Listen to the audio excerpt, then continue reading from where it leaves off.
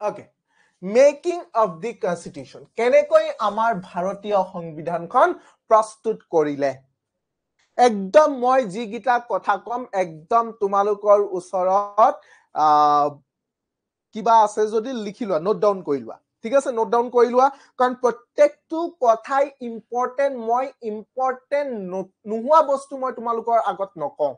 যি গিটা কথা কম গোটেই গিটা কথাই কিন্তু এতিয়াৰ পৰা ইম্পৰ্টেন্ট হ'ব, কাৰণ প্ৰত্যেকটো কথাই মই ইম্পৰ্টেন্ট কম এতিয়া। নোট ডাউন কৰিব লাগিব তোমালোকে। ঠিক আছে, ওকে। আমাৰ এই কনস্টিটিউশনখন যে মই কলো, আমাৰ সংবিধানখনৰ কথা যে মই কলো, যে আমাৰ ভাৰতবৰ্ষৰ যিবিলাক নীতি নিয়ম, এই নীতি নিয়ম বিলাক লিখিত ৰূপত থকা যিটো এটা ব্যৱস্থা, তাকে আমি সংবিধান বুলি কওঁ। এই যে সংবিধানৰ যিটো আইডিয়া, আমাৰ ভাৰতবৰ্ষত এখন সংবিধান থাকিব লাগে বুলি যিটো ধাৰণা, যিটো আইডিয়া আছিলে, এই আইডিয়াটো প্ৰথমবাৰৰ বাবে এজন বিশেষ ব্যক্তিয়ে দিছিলে। আৰু সেই ব্যক্তিজনৰ নাম প্ৰায় এক্সামত সুধি থাকে। প্ৰথমবাৰৰ বাবে আমাৰ ভাৰতত এখন সংবিধান লাগে বুলি যিটো আইডিয়া হয়, সেই আইডিয়াটো কোনে আৰু কেতিয়া দিছিলে? সো আমি যদি চাও, এম.এন. ৰয় বুলি এজন ব্যক্তি আছে। এম.এন. ৰয় সম্পূৰ্ণ নাম হৈছে মানৱেন্দ্ৰ নাথ ৰয়। ঠিক আছে, এম.এন. ৰয় বুলি এজন ব্যক্তি আছে, ব্যক্তিজনৰ সম্পূৰ্ণ নামটো হৈছে মানৱেন্দ্ৰ নাথ ৰয়। সো এই মানৱেন্দ্ৰ নাথ ৰয়ে 1934 চনটো মনত ৰাখিবা। ঠিক আছে, প্ৰথমবাৰ বাবে মানৱেন্দ্ৰ নাথ ৰয় অৰ্থাৎ এম.এন. ৰয়ে 1934ত আমাৰ ভাৰতবৰ্ষৰ কাৰণে এখন সংবিধান বা কনস্টিটিউশন লাগে বুলি এটা বিষয় উত্থাপন কৰিছিলে। ঠিক আছে, সো এই আইডিয়াটো কোনে দিছিলে? ফাৰ্স্ট টাইম আমাৰ ইন্ডিয়াত এখন কনস্টিটিউশন লাগে বুলি আইডিয়াটো কোনে দিছিলে? মানৱেন্দ্ৰ নাথ ৰয় দিছিলে 1934। ঠিক আছে, ওকে। নেক্সট, তাৰ এক বছৰৰ পাছত অৰ্থাৎ 1934ৰ আগলৈকে কোনো ব্যক্তিয়ে উপলব্ধি কৰিব পৰা নাছিলে যে আমাৰ ভাৰতত এখন সংবিধান লাগে বুলি। কোনো ব্যক্তিয়ে কিন্তু তেতিয়ালৈকে উপলব্ধি কৰা নাছিলে। ফাৰ্স্ট টাইম এজন ব্যক্তিয়ে উপলব্ধি কৰিছিলে যে আমাৰ ইণ্ডিয়াত এখন সংবিধান লাগে বুলি এজন ব্যক্তিয়ে উপলব্ধি কৰিছিলে। তেওঁৰ নামটো কি? এম.এন. ৰয় অৰ্থাৎ মানৱেন্দ্ৰ নাথ ৰয় 1934। তাৰ ঠিক এক বছৰৰ পাছত অৰ্থাৎ 1934 যেতিয়া মানৱেন্দ্ৰ নাথ ৰয় আমাৰ ইণ্ডিয়াৰ কাৰণে এখন কনস্টিটিউশন লাগে বুলি ক'লে, আইডিয়াটো দিলে, তাৰ ঠিক এক বছৰৰ পাছত অৰ্থাৎ 1935ত, ঠিক আছে, 1935ত আমাৰ ইণ্ডিয়ান নেশ্যনেল কংগ্ৰেছৰ নাম শুনিছা? কুৱেশ্যন সুধিব পাৰে, মই এইখিনিতে মনত পৰিলে কাৰণে কৈ দিছো। ইণ্ডিয়ান নেশ্যনেল কংগ্ৰেছৰ জন্ম কোন চনত হৈছিল? এই কুৱেশ্যনটো বাৰে বাৰে আহি থাকে। ইণ্ডিয়ান নেশ্যনেল কংগ্ৰেছৰ জন্ম কোন চনত হৈছিলে আৰু কোনে জন্ম দিছিলে? কাৰ নেতৃত্বত জন্ম হৈছিলে আমাৰ ইণ্ডিয়ান নেশ্যনেল কংগ্ৰেছ? কুৱেশ্যন সুধিব পাৰে, কোৱা। Dulusmita, Bidisha, Sangeeta and Jashoda. Indian national কংগ্ৰেছটো কোনে জন্ম দিছিলে? কাৰ নেতৃত্বত আৰু কেতিয়া জন্ম হৈছিলে আমাৰ ইণ্ডিয়ান নেশ্যনেল কংগ্ৰেছ? অৰ্থাৎ আমাৰ ভাৰতীয় ৰাজনীতিৰ প্ৰথমটো ৰাজনৈতিক দল মানে গম পাইছা নহয়? সো আমাৰ ভাৰতৰ প্ৰথমটো ৰাজনৈতিক দল আছিলে কংগ্ৰেছ। আজি আমি যিটো ৰাজনৈতিক দলক কংগ্ৰেছ বুলি কওঁ, যেনেকৈ বিজেপি আছে, কংগ্ৰেছ আছে, তাৰে যিটো এই কংগ্ৰেছ, সম্পূৰ্ণ নাম ইণ্ডিয়ান নেশ্যনেল কংগ্ৰেছ, ইয়াৰ জন্ম কেতিয়া হৈছিলে আৰু কাৰ নেতৃত্বত জন্ম হৈছিলে? কোৱাচোন,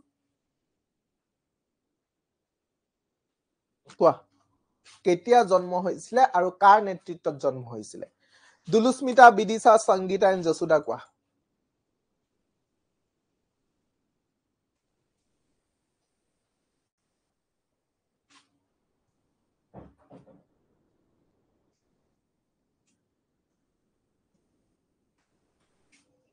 কোৱা।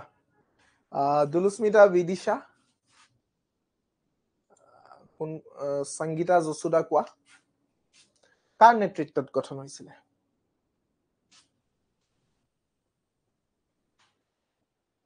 সো আমি যদি চাওঁ, ইণ্ডিয়ান নেশ্যনেল কংগ্ৰেছৰ জন্ম হৈছে, চনটো মনত ৰাখি ল'বা দেই, প্ৰায় আহি থাকে 1885। এই চনটো বহুত এটা ইম্পৰ্টেণ্ট চন হয়। 1885ত আমাৰ ইণ্ডিয়ান নেশ্যনেল কংগ্ৰেছৰ জন্ম হৈছিলে। আৰু ইয়াৰ জন্ম কোনে দিছিলে? এলান অক্টোভিয়ান মই শৰ্টত লিখিছো জাস্ট শৰ্টত মনত ৰাখি লবা এলান অক্টোভিয়ান হিউম A.O. হিউম এই মানুহজনৰ নাম মনত ৰাখি লবা এই মানুহজনে জন্ম দিছিলে ইণ্ডিয়ান নেশনেল কংগ্ৰেছ আৰু ইণ্ডিয়ান নেশনেল কংগ্ৰেছৰ প্ৰথমজন চেয়াৰপাৰসন কোন আছিল হুদিব পাৰে তেওঁৰ নামটো হৈছে WC বেনাৰ্জী অৰ্থাৎ সম্পূৰ্ণ নামটো হৈছে উমেশ চন্দ্ৰ বেনাৰ্জী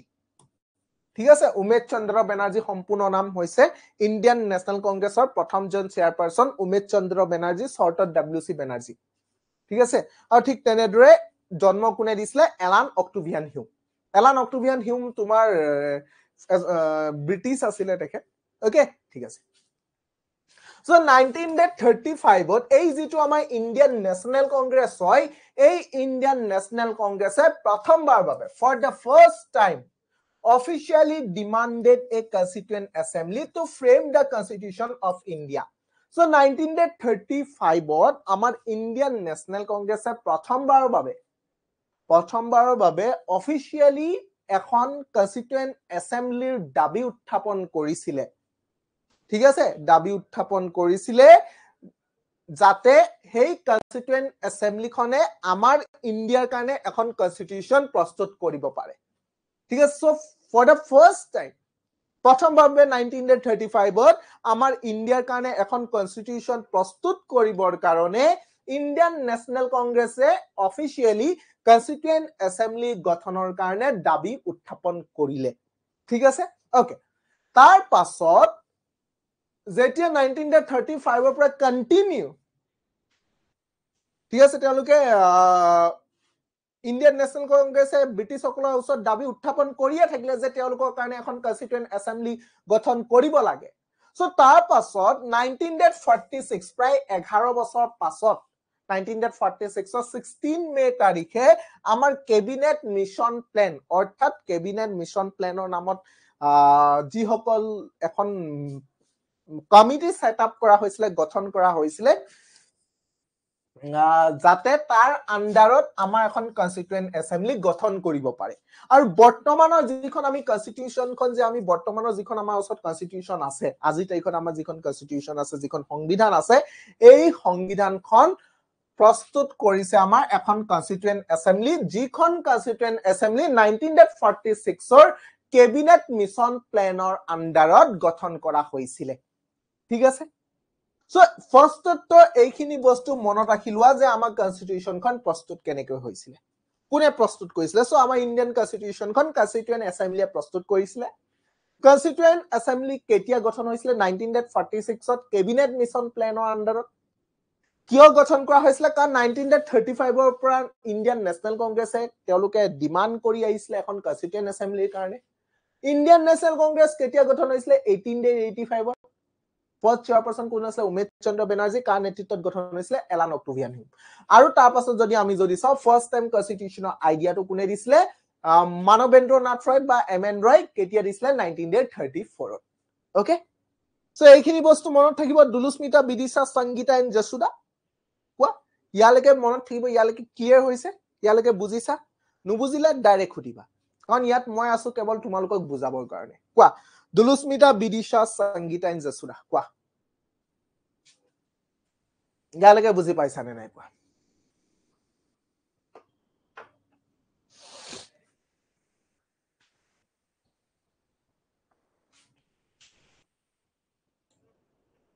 ওকে ঠিক আছে সো যদি ইয়ালৈকে বুজি পাইছা তেতিয়া হলে আমি নেক্সট স্লাইড গৈ আছো ওকে বুজি নাপালে লগালগ খুদিবা দেই নৰখিবা লগালগ খুদি দিবা যদি বুজি নোপোৱা ঠিক আছে ওকে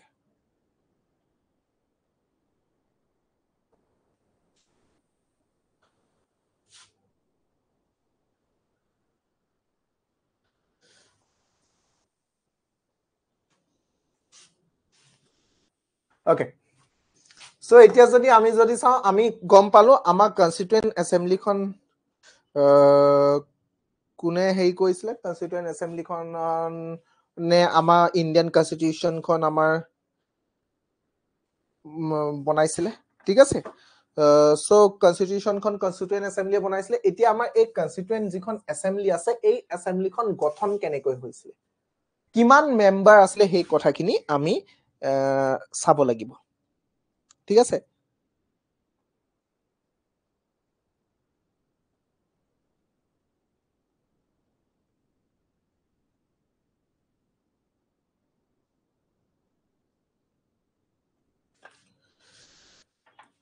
ওকে ঠিক আছে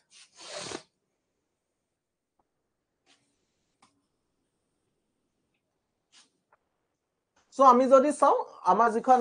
অৰিজিনাল যিখন আমাৰ কনস্টিটিউয়েন্ট এসেম্বলি আছে অৰিজিনাল যিখন কনস্টিটিউয়েন্ট এসেম্বলি এই অৰিজিনাল কনস্টিটিউয়েন্ট এসেম্বলি খনত আমাৰ টোটাল কিমান মেম্বাৰ আছিলে 389 মেম্বাৰস কোৱেশ্চন হুদিব পাৰে ঠিক আছে যে আমাৰ কনস্টিটিউয়েন্ট যিখন এসেম্বলি আছে কনস্টিটিউয়েন্ট এসেম্বলি মানে আসামিছত মই কৈ দিছো সংবিধান সভা কনস্টিটিউয়েন্ট এসেম্বলি মানে হৈছে সংবিধান মোৰ হেণ্ডৰাইটিং ইমান ভাল নহয় দেই মই তোমালোকক আগত কৈ দিছো সো ভাল নহয় মোৰ হেণ্ডৰাইটিং বহুত বেয়া হয় সংবিধান সভা কনস্টিটিউয়েন্ট এসেম্বলি মানে হৈছে সংবিধান সভা ওকে সো আমাৰ যিখন সংবিধান সভা বা কনস্টিটিউয়েন্ট এসেম্বলি টোটাল কিমান মেম্বাৰ আছিলে 389 মেম্বাৰস আছিলে ইয়াৰে 292 মেম্বাৰস 389 মেম্বাৰসৰ ভিতৰত 292 মেম্বাৰসক কি কৰা হৈছিলে ইলেক্ট কৰা হৈছিলে ইলেক্ট মানে গম পাইছা ন নিৰ্বাচিত কৰা হৈছিলে আমাৰ সাধাৰণতে দুই ধৰণৰ ব্যৱস্থা আছে এটাটো হৈছে ইলেক্ট এটা হৈছে নমিনেটেড ঠিক আছে এটো হৈছে নমিনেটেড নমিনেটেড মানে যাক অসমীয়াত আমি মনোনীত বুলি কওঁ মনোনীত মানে মই যদি কোনোবা এজন ব্যক্তিৰ কথা কলো এই ব্যক্তিজনক এমএলএ বনাই দিয়ক এই ব্যক্তিজনক এমপি বনাই সো মোৰ কথা মতে যদি সেই ব্যক্তিজনক যদি এমএলএ বা এমপি বনাই দিয়ে মানে কি এই ব্যক্তিজনক নমিনেট কৰিছো মই নমিনেট কৰিছো মুছত হে পাৱাৰ খিনি আছে ঠিক আছে সো এইটো হৈছে মনোনীত তুমি যেতিয়া কোনোবা এজন ব্যক্তিক কোনোবা এটা পোষ্টত ৰাখিবৰ কাৰণে এপইন্ট কৰিবৰ কাৰণে তুমি ডাইৰেক্ট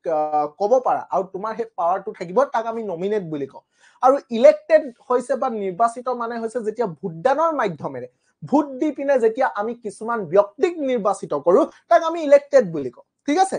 সো টোটাল 389 মেম্বাৰস আছে ইয়াৰে 292 মেম্বাৰসক নিৰ্বাচিত কৰা হৈছে কোনে নিৰ্বাচিত কৰিছে 292 were elected by the elected members of the provincial legislative assembly so provincial কি বুলি কৈছে provincial legislative assembly মানে কি হয় গম পাইছা নে হেতু সময় যেতিয়া আমাৰ ভাৰতে স্বাধীনতা লাভ কৰা নাছিলে সেই সময়ছোৱাত অৰ্থাৎ ব্ৰিটিছসকলে যেতিয়া শাসন কৰি আছিল সেই সময়ছোৱাত আমাৰ ভাৰতৰ যিবিলাক ৰাজ্য আছিল এই ৰাজ্যবিলাকক আমি কি বুলি কৈছিলো প্ৰভিন্স বুলি কৈছিলো সেই সময়ছোৱাত আমি আমাৰ ভাৰতৰ ৰাজ্যবিলাকক কি বুলি কৈছিলো প্ৰভিন্স বুলি কৈছিলো ঠিক আছে যেনেকৈ পাঞ্জাব এখন প্ৰভিন্স আছিল বেংগল এখন প্ৰভিন্স আছিল মাদ্ৰাজ এখন প্ৰভিন্স আছিল এইবিলাক একোখন ৰাজ্য সো আমাৰ যিমান বিলাক প্ৰভিন্সিয়াল লেজিসলেটিভ এসেম্বলিজ আছিল অৰ্থাৎ আমাৰ যিমান বিলাক ৰাজ্যিক বিধানসভা যেনেকৈ আজি আমাৰ অসম বিধানসভা আসাম লেজিসলেটিভ এসেম্বলি যেনেকৈ ঠিক তেনেদৰে হেতু সময়ত আমি ইয়াক provincial legislative assembly বুলি কৈছিলো অৰ্থাৎ ৰাজ্যিক যিবিলাক বিধানসভা এই ৰাজ্যিক বিধানসভা সমূহৰ যিসকল নিৰ্বাচিত সদস্য আছিল এই নিৰ্বাচিত সদস্যসকলে 292 মেম্বাৰসক নিৰ্বাচিত কৰাৰ বিপৰীতে 93 জন মেম্বাৰসক সাধাৰণতে আমাৰ যিসমূহ প্ৰিন্সলি ষ্টেট আছে এতিয়া কথাটো হল প্ৰিন্সলি ষ্টেট মানে কি প্ৰিন্সলি ষ্টেট মানে হৈছে ৰাজশাসিত ৰাজ্য ঠিক আছে প্ৰিন্সলি ষ্টেট মানে কি ৰাজশাসিত ৰাজ্য অৰ্থাৎ ৰজাৰ দ্বাৰা যেতিয়া নিয়ন্ত্ৰিত কৰা ৰাজ্যবিলাকক আমি ৰাজশাসিত বা প্ৰিন্সলি ষ্টেট বুলি কওঁ যিসমূহ ৰাজ্য সাধাৰণতে ব্ৰিটিছসকলে ডাইৰেক্ট কন্ট্ৰোল নাছিলে এজন ৰজাৰ জৰিয়তে তেওঁলোকে কন্ট্ৰোল কৰিছিলে সেইবিলাকক আমি প্ৰিন্সলি ষ্টেট বুলি কওঁ যেনেকৈ হায়দৰাবাদ এখন প্ৰিন্সলি ষ্টেট আছিল ঠিক আছে সো এনেকুৱা প্ৰিন্সলি ষ্টেট বা ৰাজশাসিত ৰাজ্যসমূহৰ পৰা 93 মেম্বাৰসক নমিনেট কৰিব আৰু বাকি 292 মেম্বাৰসক ইলেক্টেড নিৰ্বাচিত কৰা হ'ব ঠিক আছে ওকে নেক্সট আমি চাই লও functioning of the constituent assembly অৰ্থাৎ আমাৰ সংবিধান সভাৰ ফাংশনিং কেনেকৈ হৈছিল তাৰ কাৰ্য ব্যৱস্থা কেনেকৈ হৈছিল তাৰ কামকাজ বিলাক কেনেকৈ হৈছিল ওকে ইয়াত তোমালকে কেইটামান ডেট মনত ৰাখিব লাগিব ডেট গিটা প্ৰথমতে মই লিখি দিছো এটা হৈছে 9 ডিসেম্বৰ 9 ডিসেম্বৰ সন কিন্তু গুটে গিটা একে দে 1946 9 ডিসেম্বৰ তাৰপিছত 10 ডিসেম্বৰ তো বাদ দি 11 ডিসেম্বৰ তাৰপিছত 12 ডিসেম্বৰটো বাদ দি 13 ডিসেম্বৰ এই তিনিটা ডেট এটো হৈছে 1946 ৰ তাৰপিছত আৰু এটা ডেট ইয়াত মনত ৰাখিব লাগিব 1947 ৰ 22nd জানুৱাৰী এই ডেট কেটা মনত ৰাখিব লাগিব 1946 ৰ 9 ডিসেম্বৰ 11 ডিসেম্বৰ 13 ডিসেম্বৰ আৰু 1947 ৰ 22nd January okay So 1946 or 9 December to Lola, so 10 December to Baddi next 11 December, 11 December pass 12 December to Baddi 13 December. Tapos direct 1947 or 22nd January. Okay, ঠিক আছে. So আমি যদি চাও আমাৰ যিখন কনস্টিটিউয়েন্ট অ্যাসেম্বলি আছিল এই কনস্টিটিউয়েন্ট অ্যাসেম্বলিৰ প্ৰথমখন মিটিং ফাৰ্স্ট মিটিং কেতিয়া অনুষ্ঠিত হৈছিল এই কোৱেশ্চনটো বাৰে বাৰে আহি থাকে So আমাৰ কনস্টিটিউয়েন্ট অ্যাসেম্বলি প্ৰথমখন মিটিং হৈছিল 1946 ৰ 9 ডিসেম্বৰ এই মই যে প্ৰথম যেটো ডেট কলো এই ডেটটো ডাইৰেক্ট খুদিব পাৰে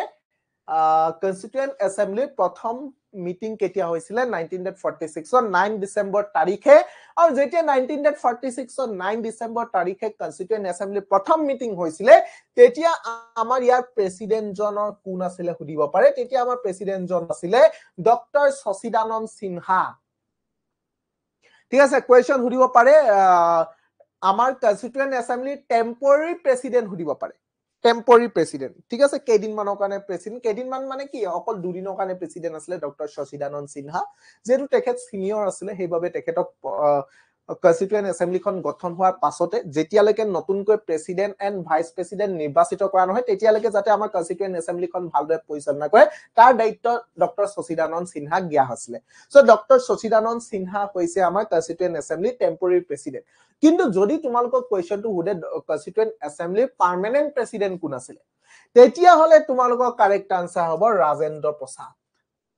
ঠিক আছে যেতিয়া 1946 ৰ 9 ডিসেম্বৰ তাৰিখে আমাৰ প্ৰথম মিটিং হৈছিল হেতু সময়ত ডক্টৰ শশীদানন্দ সিনহা প্ৰেসিডেন্ট আছিল তাৰ পিছত 11 ডিসেম্বৰ অৰ্থাৎ দুদিনৰ পাছত 11 ডিসেম্বৰ তাৰিখে ডক্টৰ ৰাজেন্দ্ৰ প্ৰসাদক কনস্টিটিউয়েন্ট অ্যাসেম্বলিৰ প্ৰেসিডেন্ট হিচাপে আৰু এইচি মুখাৰ্জী কনস্টিটিউয়েন্ট অ্যাসেম্বলিৰ ভাইস প্ৰেসিডেন্ট হিচাপে নিৰ্বাচিত কৰা হ'ল ঠিক আছে ওকে তাৰ পাছত 1946 ৰ 13 ডিসেম্বৰ অৰ্থাৎ এই ডেটটো 13 ডিসেম্বৰত আৰু এটা গুৰুত্বপূৰ্ণ কাম হৈছিল সেই কামটো হৈছে জৱাহৰলাল নেহেৰু কোন হয় জৱাহৰলাল নেহেৰু হৈছে আমাৰ ভাৰতবৰ্ষৰ প্ৰথমজন প্ৰাইম মিনিষ্টাৰ ইণ্ডিয়াৰ ফাৰ্স্ট প্ৰাইম মিনিষ্টাৰ জনে হৈছে জৱাহৰলাল নেহেৰু ইণ্ডিয়াৰ সেকেন্ড প্ৰাইম মিনিষ্টাৰ কোন সুধিব পাৰে থাৰ্ড প্ৰাইম মিনিষ্টাৰ কোন হয় সুধিব পাৰে fourth prime minister কোন সুধিব পাৰে আমি হেবিলাকো আমি জানিব লাগিব আমি টাইম টু টাইম প্ৰথম ফাৰ্স্ট মিনিষ্টাৰ তো গম পালা প্ৰাইম মিনিষ্টাৰ গম পালা জৱাহৰলাল নেহেৰু সেকেন্ড জন হৈছে Lal Bahadur Shastri mainly 1964 to 66 only 2 years ৰ কাৰণে আছিল কাৰণ 1964 ত জৱাহৰলাল নেহেৰু মৃত্যু হ'ল তাৰপিছত লাল বাহাদুৰ শাস্ত্ৰী আহিলে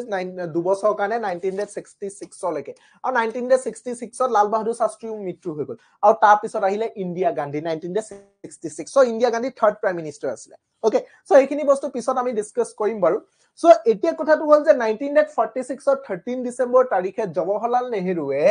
আমাৰ কনস্টিটিউয়েন্ট অ্যাসেম্বলি হিষ্টৰিক অবজেক্টিভ ৰিজলিউশনখন উত্থাপন কৰিলে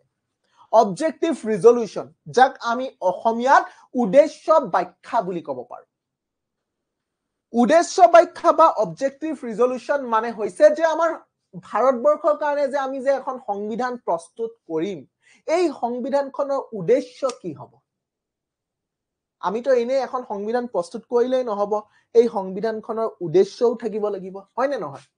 সংবিধানখনৰ এটা উদ্দেশ্য থাকিব লাগিব সো আমি যদি চাও আমাৰ সংবিধানখনৰ উদ্দেশ্য বিলাক কেনেকুৱা হ'ব কোনবোৰ লক্ষ্য বা উদ্দেশ্য গুৰুত্ব দি আমাৰ ভাৰতৰ সংবিধানখন প্ৰস্তুত কৰা হ'ব সেই সকলো বিলাক দিশৰ ওপৰত গুৰুত্ব দি জৱাহৰলাল নেহেৰুৱে 1946 ৰ 13 ডিসেম্বৰ তাৰিখে অবজেক্টিভ ৰিজলিউশন বা উদ্দেশ্য ব্যাখ্যা নামেৰে এটা প্ৰস্তাৱ আমাৰ কনস্টিটিউয়েন্ট অ্যাসেম্বলিত উত্থাপন কৰিছিল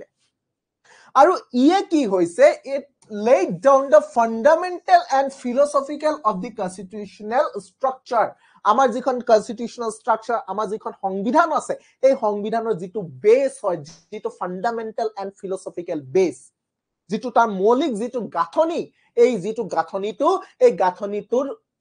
আৰম্ভণি এই অবজেক্টিভ ৰিজলিউশনে কৈছিলে অৰ্থাৎ সংবিধানখনৰ লক্ষ্য বা উদ্দেশ্যসমূহ ঠিক আছে আৰু তাৰ পাছত এই অবজেক্টিভ ৰিজলিউশনখন এডপ্ট কেতিয়া কৰিছিলে বুলি সুধিব পাৰে প্ৰথম কথা অবজেক্টিভ ৰিজলিউশন উত্থাপন কোনে কৰিছে জৱাহৰলাল নেহৰুৱে উত্থাপন কৰিছিলে কেতিয়া উত্থাপন কৰিছিলে 1946 ৰ 13 ডিসেম্বৰ তাৰিখে আৰু তাৰ পাছত 1947 ৰ 22 জানুৱাৰী তাৰিখে অবজেক্টিভ ৰিজলিউশনখন আমাৰ কনস্টিটিউয়েন্ট এছেম্বলিত এডপ্ট কৰা হয় কোৱেশ্চন সুধিব পাৰে কেতিয়া এডপ্ট কৰিছিলে 1947 ৰ 22 জানুৱাৰী তাৰিখে এডপ্ট কৰিলে ঠিক আছে আৰু তাৰ পাছত এই অবজেক্টিভ ৰিজলিউশনখনকে আমি বৰ্তমান সময়ত প্ৰস্তাৱনা বা প্ৰিএম্বল নামেৰে জানো আজি তাৰিখত আমি জানো আমাৰ সংবিধানৰ এটা প্ৰস্তাৱনা আছে আমাৰ সংবিধানৰ এটা প্ৰিএম্বল আছে এই প্ৰস্তাৱনা বা প্ৰিএম্বলৰ আৰম্ভণি কেনেকৈ হৈছিলে অবজেক্টিভ ৰিজলিউশনৰ মাধ্যমেৰে অৰ্থাৎ উদ্দেশ্য ব্যাখ্যাৰ নামেৰে ওকে ঠিক আছে ওকে তাৰ পাছত আমি যদি চাও after Indian independence act of 1947 so 1947 ত আমি জানো 14 আগষ্ট তাৰিখে পাকিস্তান স্বাধীন হল 15 আগষ্ট তাৰিখে আমাৰ ইন্ডিয়া স্বাধীন হল ঠিক আছে সো 1947 ৰ 15 আগষ্ট তাৰিখে আমাৰ যেতিয়া ইন্ডিয়া স্বাধীন হল তাৰ পাছত আমাৰ Constituent Assembly number to kiman asle boli koisilu Constituent Assembly total member kiman asle 389 members so 1946 ত যেতিয়া Constituent Assembly খন গঠন কৰা হৈছিল তেতিয়া total members asle 389 আৰু তাৰ পাছত স্বাধীনতাৰ পাছত এই 389 membersৰ পৰা কমি গৈ ই total কিমান হল গৈ 299 members only কমি গল স্বাধীনতাৰ পাছত আমাৰ Constituent Assembly সংখ্যাটো কমি গল কিয় কমি গল কাৰণ আমাৰ ইন্ডিয়াখন কি হল পাৰ্টিশন হল ইন্ডিয়াৰ যেটো পাৰ্টিশন আফটাৰ পাৰ্টিশন অৰ্থাৎ আমাৰ Constituent Assembly কিছুমান ইছলাম লোক আছিল যি সকল লোক স্বাধীনতাৰ পাছত তেওঁলোক পাকিস্তানৰ অংশ হৈ যোৱাৰ ফলস্বৰূপে আমাৰ Constituent Assembly যেটো নাম্বাৰ আছিল এই নাম্বাৰটো কমি যায় 389 ৰ পৰা 299 Question উঠিব পাৰে বিফোৰ ইন্ডিপেন্ডেন্স কিমান আছিল স্বাধীনতাৰ আগত কিমান মেম্বাৰ আছিল 389 আৰু স্বাধীনতাৰ পাছত কিমান হল 299 এই নাম্বাৰস বিলাক মনত ৰাখি লবা সো স্বাধীনতাৰ পাছত আমাৰ এই যিখন কনস্টিটিউয়েন্ট এছেম্বলি আছিল এই কনস্টিটিউয়েন্ট এছেম্বলি খনক এটা ফুললি সভৰেইন বডি বনালে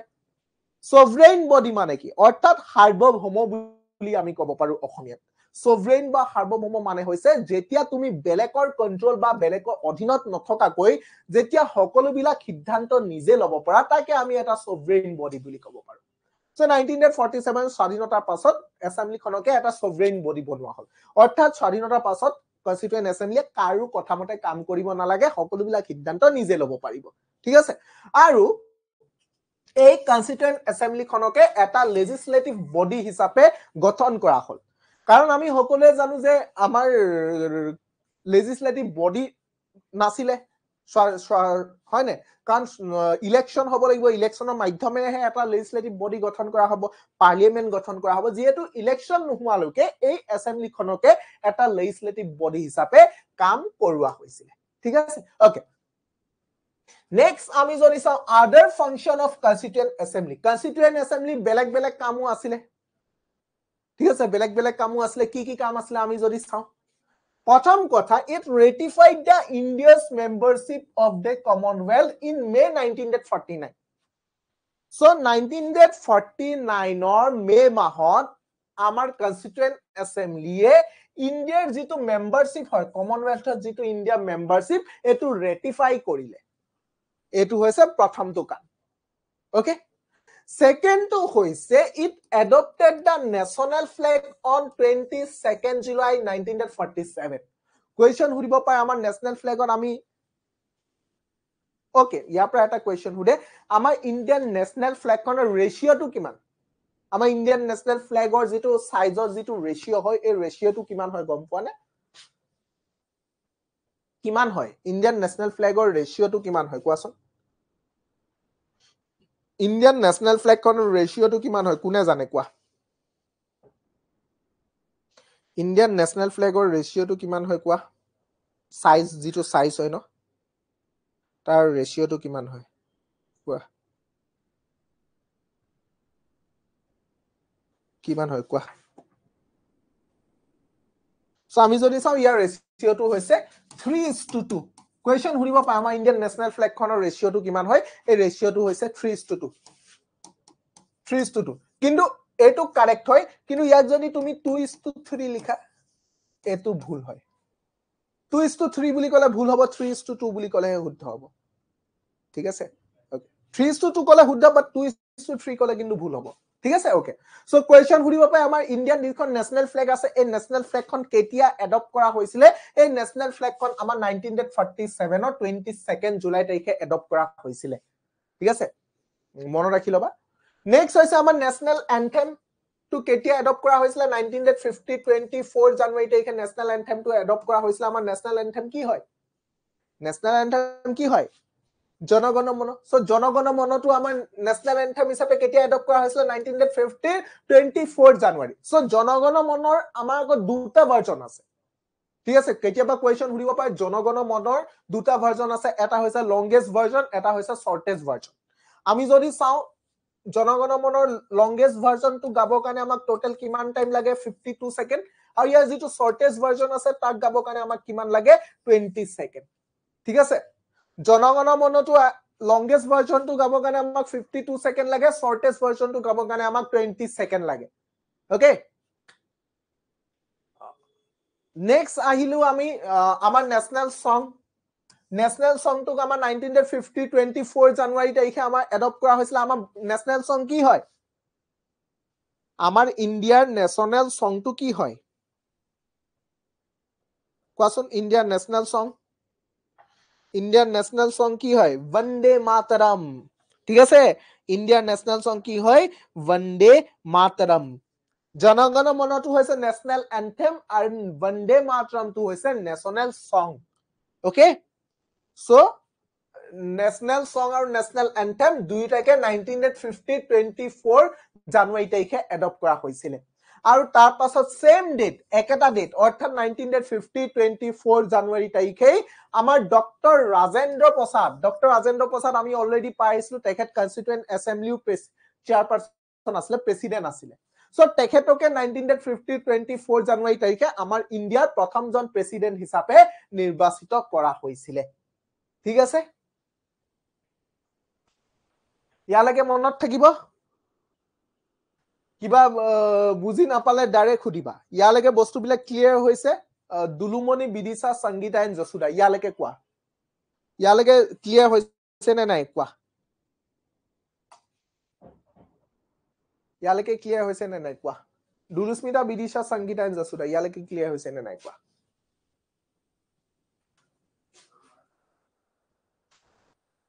নেক্সট আহিলো আমি কমিটিজ আমাৰ কনস্টিটুৱেন্ট এছেম্বলিৰ কিছুমান কমিটিজ আছে কমিটিজ দুই ধৰণৰ আছে এখন হৈছে আমাৰ মেজৰ কমিটিজ আৰু কিছুমান হৈছে মাইনৰ কমিটিজ আমি ইয়াত মেইনলি মেজৰ কমিটিজ বিলাক চাব লাগিব মেজৰ কমিটিজ যেনেকৈ আমাৰ union power committee union constitution committee provincial constitution committee and drafting committee provincial মানে মই কৈছিলো আমাৰ হেতুত সময়ত ষ্টেট বিলাকক কি বুলি কৈছিলে প্ৰভিন্স বুলি কৈছিলে ষ্টেট বিলাকক কি বুলি কৈছিলে প্ৰভিন্স বুলি কৈছিলে সো প্ৰভিন্স মানে ষ্টেট সো ইয়াত তোমালোকৰ বেলেগ একো নাহে ডাইৰেক্ট কোৱেশ্চন শুনিব ইউনিয়ন পাৱাৰ কমিটিৰ চেয়াৰপাৰসন কোন আছিলে প্ৰভিন্সিয়েল কনস্টিটিউশন কমিটিৰ চেয়াৰপাৰসন কোন আছিলে যেতিয়া তোমালোকে এই কনস্টিটুৱেন্ট এছেম্বলি যিবিলাক কমিটিজ আছে এই কমিটিজ বিলাকৰ সন্মুখত যেতিয়া ইউনিয়ন থাকিব আৰু যেতিয়া প্ৰভিন্সিয়েল থাকিব যেতিয়া ইউনিয়ন দেখিবা যে ডাইৰেক্ট ট্ৰিক হয় এইটো ঠিক আছে ডাইৰেক্ট এটা ট্ৰিক মনত ৰাখিবা যেতিয়া তোমালোকে এই কমিটি বিলাকৰ সন্মুখত ইউনিয়ন শব্দটো দেখিবা তেতিয়া ইয়াৰ চেয়াৰপাৰসন ডাইৰেক্ট জৱাহৰলাল নেহেৰু ডাইৰেক্ট ইয়াৰ কি হ'ব জৱাহৰলাল নেহেৰু কাৰেক্ট আনসাৰ আৰু যেতিয়া সন্মুখত প্ৰভিন্সিয়েল শব্দটো দেখিবা তেতিয়া কি হ'ব সৰদাৰ বল্লভভাই পটেল ঠিক আছে সৰদাৰ বল্লভভাই পটেল ওকে সো এটো জাস্ট ট্ৰিকটো মনত ৰাখি লবা যেতিয়া এই কনস্টিটুৱেন্ট এছেম্বলি কমিটি সমূহৰ সন্মুখত যেতিয়া ইউনিয়ন শব্দ দেখিবা ইউনিয়ন মানে কি কেন্দ্ৰীয় চৰকাৰ জৱাহৰলাল নেহেৰু হ'ব আৰু যেতিয়া প্ৰভিন্সিয়েল ৰাজ্যিক দেখিবা সৰদাৰ বল্লভভাই পটেল ওকে নেক্সট এতিয়া আমি চাইলো ড্ৰাফটিং কমিটি ড্ৰাফটিং কমিটি মানে হৈছে আমাৰ খচৰা সমিতি যোনে আমাৰ কনস্টিটিউশনৰ যেটো মেইন যেটো ড্ৰাফট আছে এই ড্ৰাফটটো যোনে প্ৰস্তুত কৰিছিলে সেই কমিটিখনকে আমি ড্ৰাফটিং কমিটি বুলি কওঁ সো আমাৰ ড্ৰাফটিং কমিটিৰ প্ৰথম কথা মেম্বাৰ 7 জন মেম্বাৰ আছিল তাৰে প্ৰথমজন মেম্বাৰ হৈছে ডক্টৰ বি আৰ আম্বেদকাৰ এখেত হৈছে আমাৰ ড্ৰাফটিং কমিটিৰ চেয়াৰপাৰসন ঠিক আছে কোৱেশ্চন সুধিব পাৰে আমাৰ ড্ৰাফটিং কমিটিৰ চেয়াৰপাৰসন কোন আছিল আমাৰ ড্ৰাফটিং কমিটিৰ চেয়াৰপাৰসন আছিল doctor B R Ambedkar next ইয়াৰ আমি মেম্বাৰ কেইজনৰ বিষয়ে ভালদৰে চাই ল'ব লাগিব যেনেকে এজন হৈছে এন গোপালাস্বামী আয়েঙ্গাৰ নেক্সট হৈছে আলাদি কৃষ্ণস্বামী আয়াৰ নেক্সট হৈছে আমাৰ কে এম মুন্সি নেক্সট হৈছে আমাৰ শেখ মোহাম্মদ শাদুল্লাহ নেক্সট হৈছে আমাৰ এন মাধৱ ৰাও আৰু তাৰ পিছত হৈছে ডিপি খেতান ইয়াৰে তোমালোকে ডক্টৰ বি আৰ আম্বেদকাৰ তো হৈছে আমাৰ drafting committee chairperson N Sheikh Mohammad Saadullah তেখেত হৈছে আমাৰ অসমৰ আছিল মনত ৰাখি লবা কোৱেশ্চন সুধিব পাৰে ড্ৰাফটিং কমিটি আমাৰ অসমৰ মেম্বাৰ কোন আছিল সো ড্ৰাফটিং কমিটিত আমাৰ এজন অসমৰ মেম্বাৰ আছিল তেখেতৰ নামটো হৈছে শেখ মোহাম্মদ শাদুল্লাহ এটা সময়ত আমাৰ স্বাধীনতা হোৱাৰ আগত ভাৰতে স্বাধীনতা লাভ কৰাৰ আগতে তেখেত আমাৰ অসমৰ প্ৰাইম মিনিষ্টাৰ আছিল আৰু হেতু সময়ত আমাৰ যেটো চিফ মিনিষ্টাৰ যেটো পোষ্ট আছে চিফ মিনিষ্টাৰ পোষ্টটো প্ৰাইম মিনিষ্টাৰ বুলি কৈছিলে ঠিক আছে ওকে সো ইয়ালৈকে বুজি পালা এই কমিটিজলৈকে বুজি পাইছা সকলোৱে বিদিশা জসুদা সংগীতা এণ্ড দুলুস্মিতা ইয়ালৈকে বুজি পাইছা নে ওকে নেক্সট আহিলো আমি আমাৰ যিখন ড্ৰাফটিং কমিটি আমি অলৰেডি ড্ৰাফটিং কমিটিৰ কথা কৈছিলো ড্ৰাফটিং কমিটি মানে কি যোনে আমাৰ কনস্টিটিউশনৰ শেষৰটো যেটো খসৰা বা ড্ৰাফট মানে কি ফাইনেল যেটো কপি হয় ফাইনেল যেটো কপি হ'ব যেটো কপিৰ ওপৰত ভিত্তি কৰি মেইন কপিটো বনাব সেই ফাইনেল কপিটোকে আমি ড্ৰাফটিং কমিটি বুলি কওঁ ড্ৰাফট বুলি কওঁ ঠিক আছে খসৰা বুলি কওঁ সো এই ড্ৰাফট বা খসৰাটো প্ৰস্তুত কৰিবৰ কাৰণে আমাৰ এখন খসৰা সমিতি আছিল ড্ৰাফটিং কমিটি আছিল তাৰ চেয়াৰপাৰসন আছিল ডক্টৰ বি আৰ আম্বেদকাৰ তাত আমাৰ অসমৰ এজন ব্যক্তি আছিল শেখ মোহাম্মদ শাদুল্লাহ ঠিক আছে সো শেখ মোহাম্মদ শাদুল্লাহৰ থকা যিখন আমাৰ ডক্টৰ বি আৰ আম্বেদকাৰ নেতৃত্বত যিখন ড্ৰাফটিং কমিটি আছিল এই ড্ৰাফটিং কমিটিয়ে কি কৰিছিলে আমাৰ যেতিয়া প্ৰথমবাৰ বাবে আমাৰ যেতিয়া ড্ৰাফটখন প্ৰস্তুত কৰিছিলে যিখন আমাৰ ফাৰ্স্ট যেটো ৰিডিং পঢ়িবৰ কাৰণে আমাৰ যিসকল মেম্বাৰ্স আছে আৰু লগতে আমাৰ যিসকল পাব্লিকৰ অপিনিয়নৰ কাৰণে প্ৰথমবাৰ বাবে ইয়াৰ খসৰাখন মুকলি কৰি দিয়া হৈছিলে 1948 ৰ 4 ফেব্ৰুৱাৰী তাৰিখে ঠিক আছে পঢ়িবৰ কাৰণে প্ৰথমবাৰ পঢ়িবৰ কাৰণে মুকলি কৰি দিছিলে তাৰ পাছত ইমান ইম্পৰ্টেন্ট নহয় ইয়াত তিনিটা ৰিডিং হয় ঠিক আছে পাৰ্লিয়ামেন্টৰ যেতিয়া যিকোনো এখন আইন প্ৰস্তুত কৰিবৰ কাৰণে তিনিটা ৰিডিং হয় ফাৰ্স্ট ৰিডিংটো হৈছিলে 1948 ৰ 4 ফেব্ৰুৱাৰী তাৰিখে ইম্পৰ্টেন্ট নহয় সেকেন্ড ৰিডিংটো হৈছিলে আমাৰ 1948 ৰ সেম ইয়াৰ নৱেম্বৰ 15 ত সেকেন্ড ৰিডিং হৈছিলে এটো ইম্পৰ্টেন্ট নহয় মেইন ইম্পৰ্টেন্টটো হৈছে আমাৰ থাৰ্ড ৰিডিং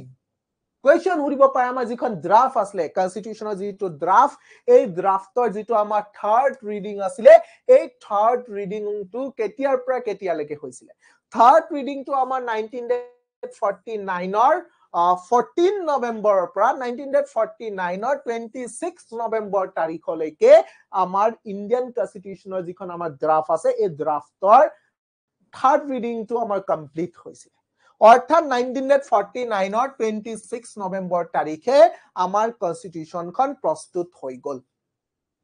কনস্টিটিউশনখন প্ৰস্তুত হৈ গল আৰু সেইভাবে আমি এই যেটো 26 নৱেম্বৰ যেটো দিন হয় এই দিনটোক আমি কি দিবস হিচাপে উদযাপন কৰো কনস্টিটিউশন ডে অৰ্থাৎ সংবিধান দিবস কোৱেশ্চন সুধিব পাৰে সংবিধান দিবস বা কনস্টিটিউশন ডে কেতিয়া সেলিব্ৰেট কৰো 26 নৱেম্বৰ 26 নৱেম্বৰ তাৰিখে আমি সংবিধান দিবস পালন কৰো কিয় পালন কৰো কাৰণ এই 26 নৱেম্বৰ দিনটোত অৰ্থাৎ 1949 ৰ 26 নৱেম্বৰ দিনটোত আমাৰ কনস্টিটিউশনখন সম্পূৰ্ণ হৈছিল কিন্তু 1949 ৰ 26 নৱেম্বৰ তাৰিখে আমাৰ কনস্টিটিউশনখন সম্পূৰ্ণ হৈ গল যদিও আমাৰ সংবিধানখন কিন্তু 1949 ৰ 26 নৱেম্বৰৰ পৰা কাৰ্যকৰী নকৰিলে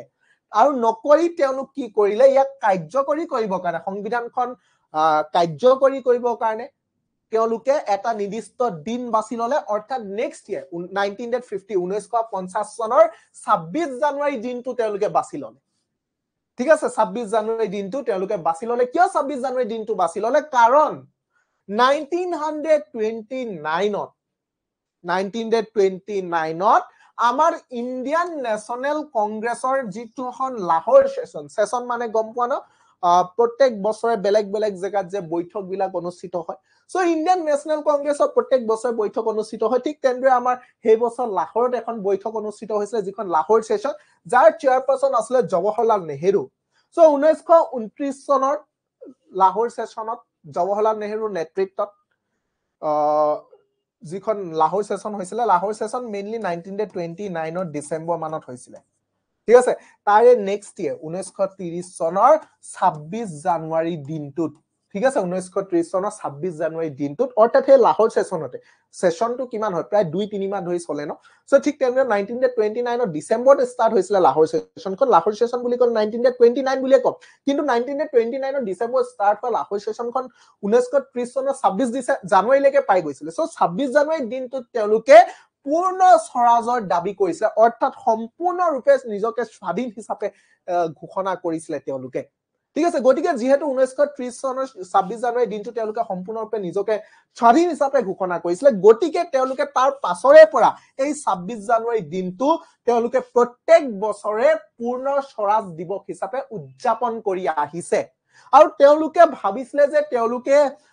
এই 26 জানুৱাৰী দিনটোতে তেওঁলোকে স্বাধীনতা ল'ব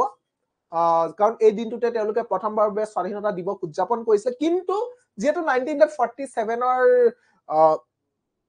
15 আগষ্ট তাৰিখে আমাৰ ভাৰতখন স্বাধীন হ'ল গতিকে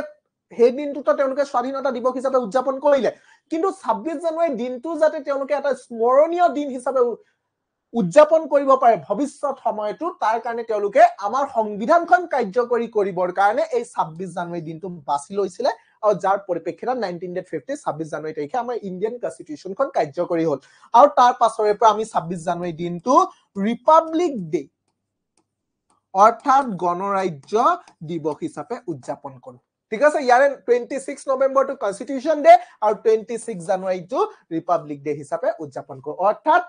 1949 26 নৱেম্বৰ তাৰিখে আমাৰ কনষ্টিটিউচনখন সম্পূৰ্ণ হ'ল আৰু 1950 26 জানুৱাৰী তাৰিখে আমাৰ ইণ্ডিয়ান কনষ্টিটিউচনখন কাৰ্যকৰী হৈছে ঠিক আছে ওকে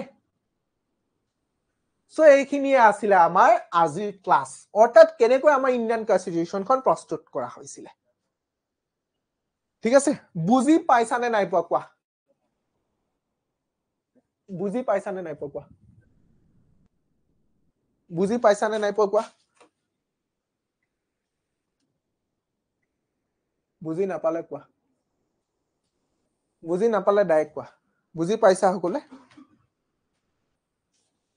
বুজি পাইছা ওকে ওকে বুজি নাপালে ডাইৰেক্ট মোক কোৱেশ্চন কৰিবা ঠিক আছে আৰু তোমালোকক ক'ব বিচাৰিছো যে তোমালোকে বৰ্তমান সময়লৈকে এডমিশন বিলাক লৈছানে এডমিশন বিলাক যদি তোমালোকে লোৱা নাই তেতিয়াহলে তোমালোকে লৈ ল'ব পাৰা দেই যিসকলে বৰ্তমানলৈকে এডমিশনটো লোৱা নাই তোমালোকে এডমিশন লৈ ল'বা ওকে সো এডমিশনটো যিমান পৰা সোনকালে লৈ ল'বা সো যিসকল আছে সকলোকে কৈছো আমাৰ ক্লাছ বিলাক এনেকৈ হ'ব আৰু লাষ্টৰ ফালে আমি এমসিকিউ টেষ্ট লম ঠিক আছে আমি এমসিকিউ ডিসকাস কৰিম সো আমি যিমান পাৰ টপিক ওয়াইজ ডিসকাস কৰিবলৈ ট্ৰাই কৰো যাতে বস্তুবিলাক ক্লিয়াৰ হয় ঠিক আছে সো কাৰোবাৰ কিবা সুধিবলগীয়া আছে নি যদি কিবা সুধিবলগীয়া আছে সুধিব পাৰা কোৱা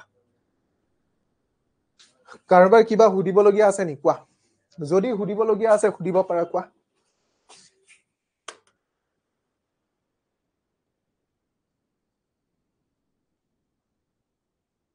কিবা সুধিবলগীয়া আছে নি যদি কিবা সুধিবলগীয়া আছে সুধিব পাৰা কোৱা দুলুস্মিতা বিদিশা সংগীতা এণ্ড জাসুদা কিবা সুধিবলগীয়া আছে যদি সুধিবলগীয়া আছে সুধিব পাৰা আৰু যদি সুধিবলগীয়া নাই তেতিয়াহলে আজি আমাৰ এই ক্লাছটো ইমানতে সমাপ্ত কৰিম ঠিক আছে মই আকৌ নেক্সট পৰহি মোৰ আৰু এটা ক্লাছ আছে যেটো আমি কাৰেন্ট এফেয়াৰ্সৰ ওপৰত লম আমি ক্লাছটো ঠিক আছে সো আমি 2024 যিমান বিলাক ৰিসেন্ট নিউজ আছে কাৰেন্ট এফেয়াৰ্স এই গুটেখিনি আমি লৈ আহিবলৈ আছে ইম্পৰ্টেন্ট খিনি যিখিনি তোমালোকৰ বিএড এন্ট্ৰেন্সৰ কাৰণে প্ৰয়োজনীয় হ'ব বুলি ভাবিছো ঠিক আছে সো কিবা সুধিবলগীয়া আছে যদি সুধিব পাৰা যদি সুধিবলগীয়া নাই তেতিয়াহলে আজি আমাৰ এই ক্লাছটো আমি ইমানতে এণ্ড কৰিম ঠিক আছে সো কাইলেতো তোমালোকক দীপচাই ক্লাছ কৰাব আৰু তাৰ পিছদিনাখন আকৌ মই ক্লাছ কৰিম ঠিক আছে সো তেতিয়াহ'লে আজি আমি ক্লাছটো ইমানতে সমাপ্ত কৰিছো ঠিক আছে আৰু যিসকলে এডমিশ্যন লোৱা নাই এডমিশ্যনটো লৈ ল'ব ঠিক আছে ওকে বাই বাই ক্লাছটো কৰি কেনেকুৱা লাগিলে জনাবা